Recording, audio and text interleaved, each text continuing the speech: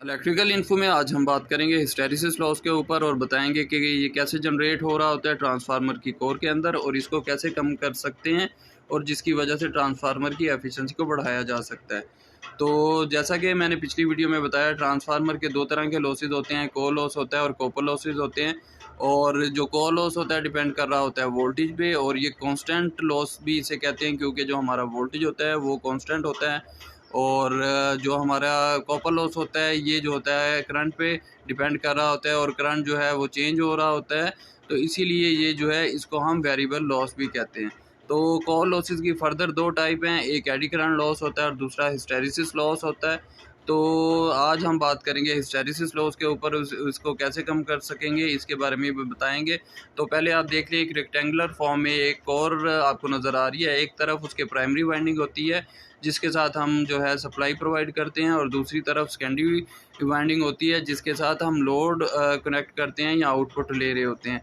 तो primary winding के साथ हम अल्टरनेटिंग जो है सप्लाई प्रोवाइड करते हैं, और जिसकी वजह से क्या मैग्नेटिक फ्लक्स जो है प्रोड्यूस होता है, और मैग्नेटिक फ्लक्स जब कोर में फ्लो करता है तो उसकी वजह से क्या होता है, इंड्यूस्ड ईएमएफ पैदा होता है, जिसकी वजह से हम आउटपुट यानी सेकेंडरी पे आउटपुट ले रहे होते हैं।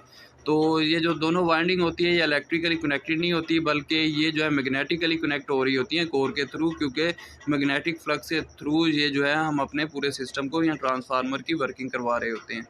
तो अब बात कर लेते हैं हिस्टैरिसीस लॉस। तो हिस्टैरिसीस लॉस जो है कोर में प्रोड्यूस हो रहा होता है, क्योंकि कोर का मटेरियल जो होता है तो उसी में जो है ये सारा सिस्टम हो रहा होता है। तो इसका बेसिकली जो डेफिनेशन ये है कि it occurs due to reversal of magnetism in core of transformer, यानी जब जो हमारा मैग्नेटिज्म है इसका मतलब ये है कि जो हमारे डायपोल होते हैं ये जो है हाफ साइकिल एक डायरेक्शन में जा रहे होते हैं और हाफ साइकिल जो है दूसरे डायरेक्शन में, या इसको ये भी कह सकते हैं कि मैग्नेटाइज हो रहे होते हैं और डीमैग्नेटाइज हो रहे होते हैं। और इसी वजह से क्या होता है, जब ये जो प्रॉपर तरीके से डीमैग्नेटाइज नहीं होते हमारे डाइपोल जो हमारी कोर में ट्रैवल कर रहे होते हैं फ्लक्स के थ्रू, तो उस वजह से क्या होता है इनमें कोलिजन शुरू हो जाती है और हीट जो है की शक्ल में जो है एनर्जी जो है लॉस होना शुरू हो जाती है। तो इस पूरे प्रोसीजर को हिस्टैरिसीस लॉस कह रहे होते हैं। तो ये जो हमारी कोर होती है ये बेसिकली फेरोमैग्नेटिक मटेरियल से हम बनाते हैं। इसकी वजह ये है कि इससे जो है परमेबिलिटी जो है वो हमारे मटेरियल की इंक्रीज़ होती है, क्योंकि फेरोमैग्नेटिक मटेरियल जो बड़ी जल्दी से मैग्नेटाइज और डीमैग्नेटाइज हो रहा होता है, और इसी वजह से हम इसको हिस्टैरिसीस लॉस से बच सकते हैं। और इसी वजह से क्या कोरोसिटी जो है इस मटेरियल की लो होती है। कोरोसिटी का मतलब ये है कि जब हम इसको यानी कि मैग्नेटाइज हो तो इसको डीमैग्नेटाइज होने में देर नहीं लगती। तो जो है लो कोरोसिटी मटेरियल जो है हम इस्तेमाल कर रहे होते हैं। तो अब बात कर लेते हैं कि हम इनको कैसे कम कर सकते हैं हिस्टैरिसीस लॉस को। तो हिस्टैरिसीस लॉस को हम इस तरह कम कर सकते हैं कि अगर जो हमारा मैग्नेटिक मटेरियल है यानी कोर का जो हमारा कोर का मटेरियल है, अगर वो सॉफ्ट मैग्नेटिक मटेरियल से इस्तेमाल करें, आयरन से, सिलिकॉन स्टील से या सॉफ्ट फेराइट से, और ये जो फेरोमैग्नेटिक मटेरियल होते हैं तो इनमें क्या होता है हाई परमेबिलिटी होती है। हाई परमेबिलिटी जैसे मैंने अभी बताया, ये बड़ी जल्दी मैग्नेटाइज और डीमैग्नेटाइज हो जाते हैं। अगर ये बड़ी जल्दी से मैग्नेटाइज और डीमैग्नेटाइज होंगे तो इनमें कोलिजन नहीं होगी, क्योंकि ये बड़ी जल्दी से अपना प्रोसीजर कंप्लीट कर रहे होते हैं, हाफ साइकिल में मैग्नेटाइज और हाफ में डीमैग्नेटाइज हो रहे होंगे। और अगर ये प्रॉपरली हो रहे होंगे तो जो हमारी कोर में है ये हिस्टैरिसीस लॉस कम से कम हो जाएंगे।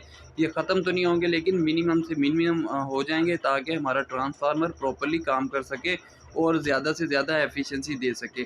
और इसी तरह ये जो हमारे आयरन, कोबाल्ट, निकल वगैरह ये इस मटेरियल से भी हम बनाते हैं, ताकि ये जो मटेरियल है ये बड़ी जल्दी मैग्नेटिज्म कर रहे होते हैं, रिवर्सल ऑफ मैग्नेटिज्म कर रहे होते हैं, ताकि हमारे हिस्टैरिसीस लॉस कम हो सके। तो होप आपको पता चल गया होगा कि हिस्टैरिसीस लॉस जो है वो किस चीज़ की वजह से पैदा होता है, मटेरियल की वजह से होता है, कोर में होता है, और ट्रांसफार्मर की एफिशिएंसी को जो है कम करता है। तो इसको जो है हम कम करने के लिए हम जो है मैग्नेटिक मटेरियल जो इस्तेमाल करते हैं जो हमारा फेरोमैग्नेटिक मटेरियल होता है, ताकि हम इससे ज़्यादा एफिशिएंसी ले सकें।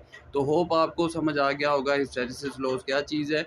और अगर वीडियो अच्छी लगे तो हमारी वीडियो को लाइक ज़रूर कर दें।